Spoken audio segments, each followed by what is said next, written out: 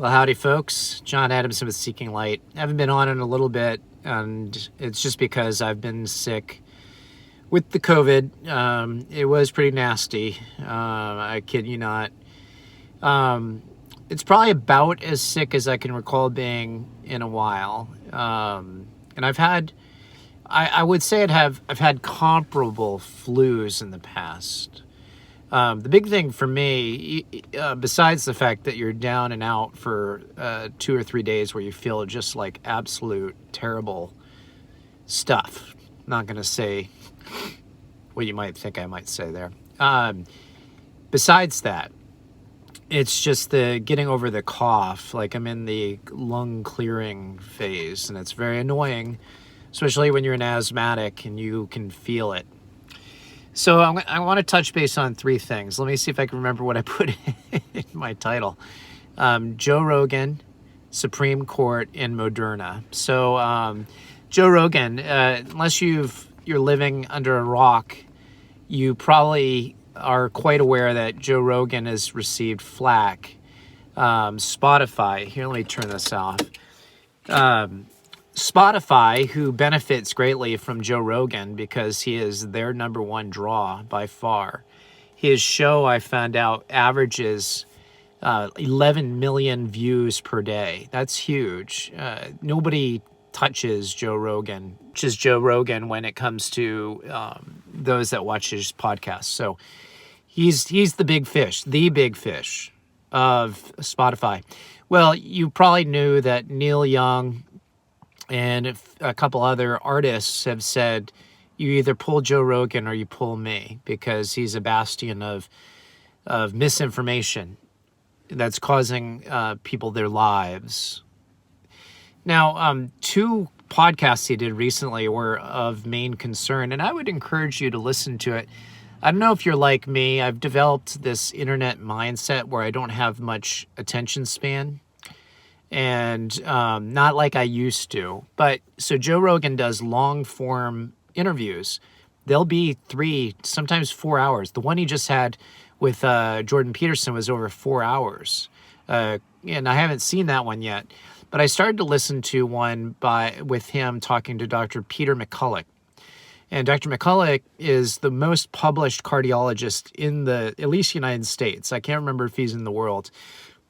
And he has been active in treating active disease COVID.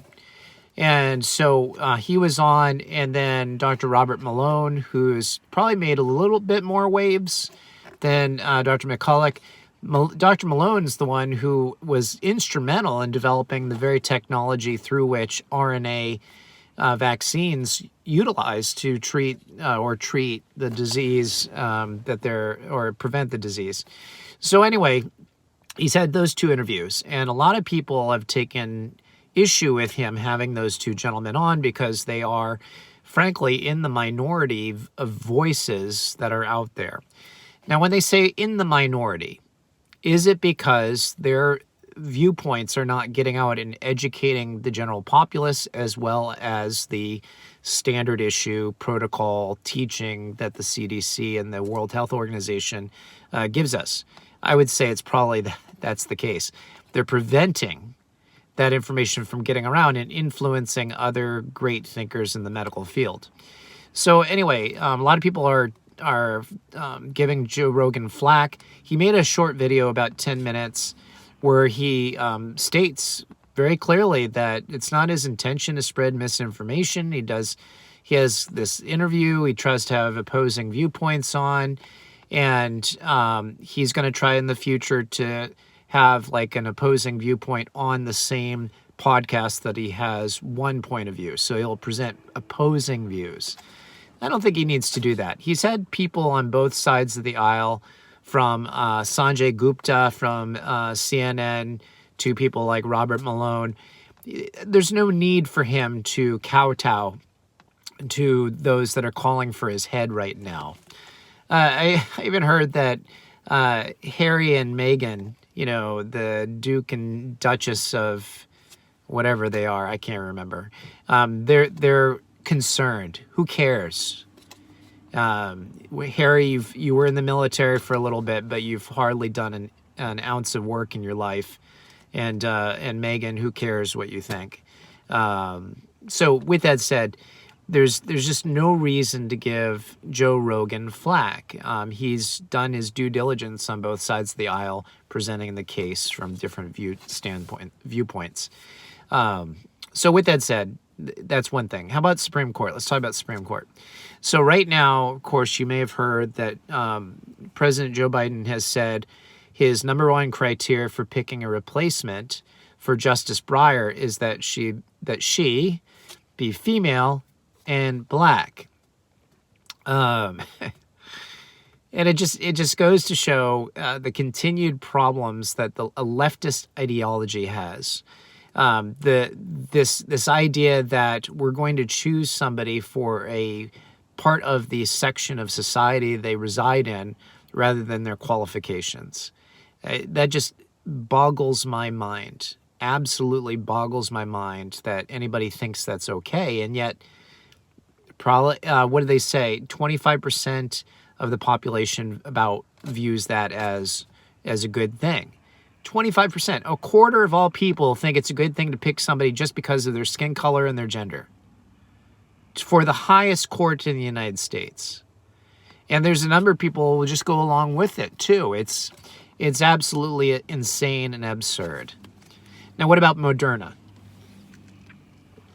So Moderna just got approved. It's now no longer considered emergency dosing. They are fully approved by the FDA. So Pfizer and Moderna. Yippee-yi-yay. So we've had these things. Yeah, that still is racism. You're right, being hired because of race. It totally racist. And, can you imagine telling Clarence Thomas, perhaps the greatest mind on that court, the only reason you're here is because of your skin color? People like Thomas and like Alito, another minority group, they earned their way onto that court, not because of their color of their skin, but because they proved that they are great minds when it comes to legal matters. Justice, never mind, I just blanked on Amy Coney Barrett. She earned her way onto that court. In fact, she had nothing but high praise, scholarly praise from colleagues and former students. So, just picking somebody because of their skin color is crazy. Now, I'm going to say, well, I won't. I was going to say something controversial, but it might get this video kicked off. So let's talk about Moderna. So Moderna, they've got full approval, and they are judged to be safe and effective fully by the FDA, even though they've only been out for a year. Meanwhile, you have increasing reports of the ill effects of these medications. And anyway, that's concerning. Yes, thank you. I'm glad to be okay too, Truth Seeker. Yeah, I hope you're well too. Everybody's either gotten it or is going to get it. We've known so many people that have been very ill, hardly functional. I mean, we were hardly functional except for maybe one person in our house. And when you've got 14 people in one house caring for that many people and you're the only functional person, or we had like two that were semi-functional at the same time, that makes it difficult. Now pretty much everybody's back, but we all have residual coughs. Case in point. So anyway, Moderna. I touched basically briefly on all. I'm just winging this. But I have gotten final approval for Summit Professional Education to run my ethics course. I really didn't know that this was going to go through. I put it together as a passion for the particular topic, hoping that all my work that I put into it would go through. You're going to read this comment. I don't understand the need for the hokey pokey if everyone is going to have natural immunities anyway. I totally agree. And the recent study done with the data by the CDC of the New York and the California data. That was a 3-month time period last year where they looked at vaccinated versus unvaccinated and whether or not they'd had the virus, what was their protection after the fact.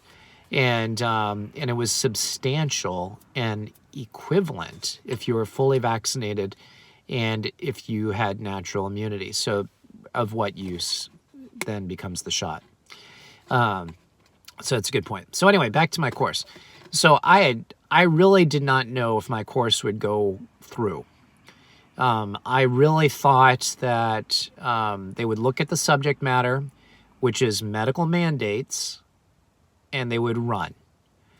But I pitched it to them because I do believe this is true, that I guarantee that course is going to get a lot of views because it's such a hot topic and people will be curious. And this particular company, Summit Professional Education, like many continuing education courses or companies, they have subscription services. So if you pay a yearly fee, you can take as many courses as you want. So they don't necessarily have to rely on somebody buying just that course. Their subscription will drive them to view different courses. And I have a feeling it's going to get a lot of views. And that's encouraging. So they've accepted it. And now my next step is recording it.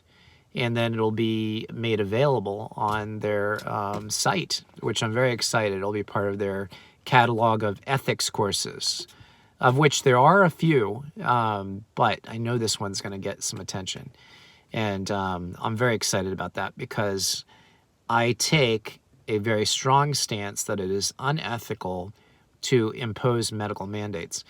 And I've already talked about that. If you've watched my channel, you've seen the videos I've done where I've outlined the different arguments, the different sections of the course. And I'm going to do a live presentation of that leading into my presentation for this company because I want it to get out to more people than just Summit Professional Education, which caters to mostly PT, OT, and speech therapy clinicians.